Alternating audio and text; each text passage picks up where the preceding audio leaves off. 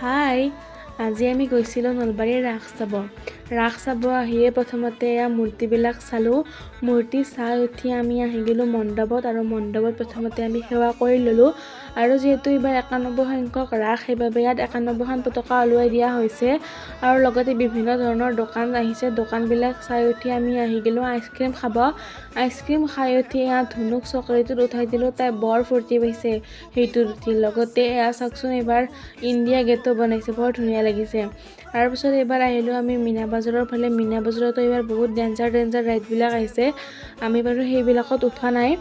আৰু এয়া আমি খাব ধৰিলোঁ চাহ, টেকেলি পিঠা, জুচ, তাৰপাছত বহুত কিবা কিবি খালোঁ। এয়া মুখেৰে ধোৱা ওলোৱা বিস্কুট, লগতে chicken leg piece, chicken chow mein, মিঠাই লগতে পাণ, সকলোবিলাক খালোঁ। আৰু এতিয়া ঘৰলৈ যাওঁ। আজিলৈ আহিছোঁ, বাই।